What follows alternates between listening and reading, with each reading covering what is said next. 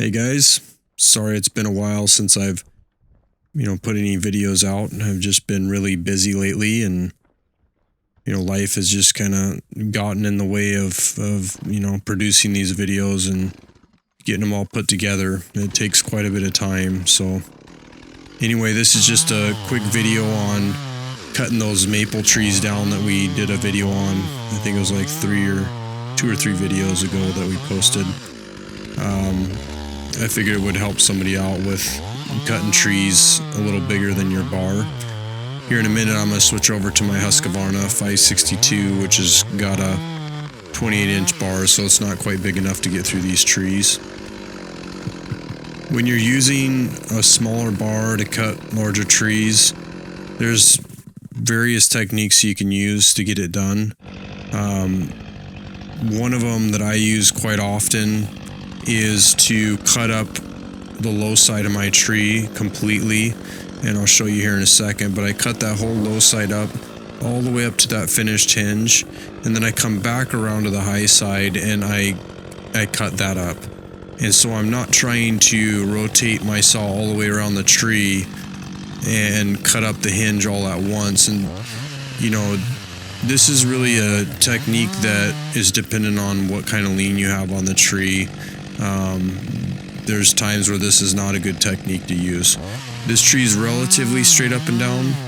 It had a hard lean or something like that, I wouldn't suggest doing this, because with a hard lean, you could end up cutting up, that low side of the tree, and then come around to move to your high side and cut that up, and the tree goes prematurely, and now you end up having it go way off course. So just keep that in mind. Here I'm making my angle cut first. Totally up to you guys if you want to swing under for your Humboldts or over the top for your conventionals. I've just found that there's times I like just cutting the angle cut first and gunning it, and then coming over and making my flat cut to take that wedge out. So I know there's guys on here with a lot of experience cutting, and they'll tell you to always make that flat cut first and then swing under, and that's great if you're very experienced, but there's a lot of guys that aren't experienced, and I think making that angle cut first and then gutting it before you make the flat cut is a lot easier for beginners. And on top of that, there's a lot of experienced guys that still use that technique, and it works very good. So here I cut up the face on 2 different sides. Instead of trying to work the whole face at once, I just cut up whatever I can with my bar on one side, then I move to the other side and finish it up, cleaning out any sort of Dutchman in there. And now I'm working my way around the back cut. So as I put my saw in here, I'm really looking to only cut up one side, so my low side here. Be careful when doing this that you don't cut up too much of the tree. So if your bar fits 70% of the way through the tree, I won't actually cut up 70% of the tree. I will pull my bar out a little bit and maybe cut up like 50% of the tree or 60% of the tree, so that I'm retaining a lot of holding wood still on that other side, so that the tree does not go prematurely if it has some sort of lean on it. You can also leave a back strap in there, which maybe is another video I need to make for hard leaners. But here, maybe I cut up 50%. I'll come around to the high side of my tree now, and I will start cutting this up to the finished hinge on this side. I'm looking up the entire time, or most of the time, to make sure the tree doesn't start to go while I'm looking at my curve. So I'm looking up, I'm not seeing any movement, I'm thinning, and now I'm going to get to the point where that hinge is done. And here's a tip here. If your tree is cut up, meaning your hinge is even all the way across, and it's good, and that tree is not moving, stop cutting and take your saw out and go get a wedge. The worst thing you can do is keep cutting, and you end up having an uneven hinge, especially in a critical shot, and you end up losing that tree. It goes off course. So here, just one wedge, that's all I needed, and that tree came over, no problem. The hinge is nice and even all the way across the stump, and that's what I was looking for. if you were to keep thinning on that high side where I was at, I would have ended up steering the tree off course.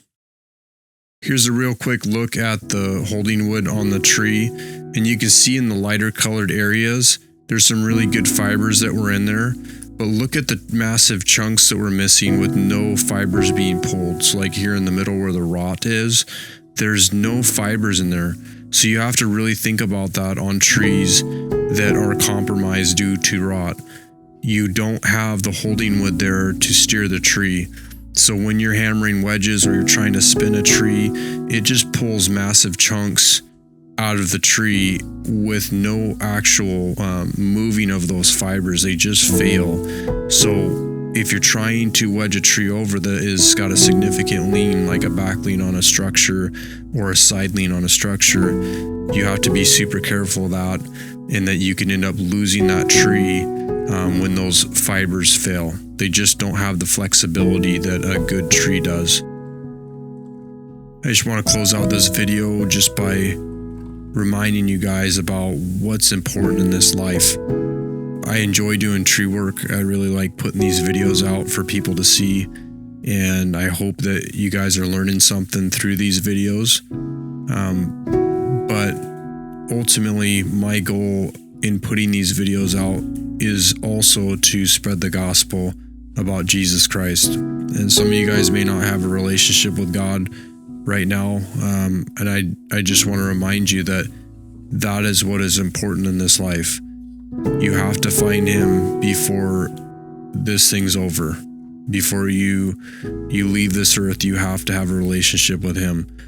So you can watch all these videos, you can go out there and do all this tree work, but really in the end of it, it's a job, and it's something that pays our bills. And yes, we enjoy it, but our relationship with God is what is eternal and what matters. I just want to let you guys know that He cares about you, and you need to seek Him while He can still be found, because there's going to be a day He's not going to be found. And I don't want any of you guys to be left behind when this thing's over. Don't make the mistake that many people in this world are right now in believing there is no God. It's a major mistake, and it's going to have eternal consequences one day. If you guys don't know much about the Lord or the Bible, there's a Bible introduction video I'll post at the end of this.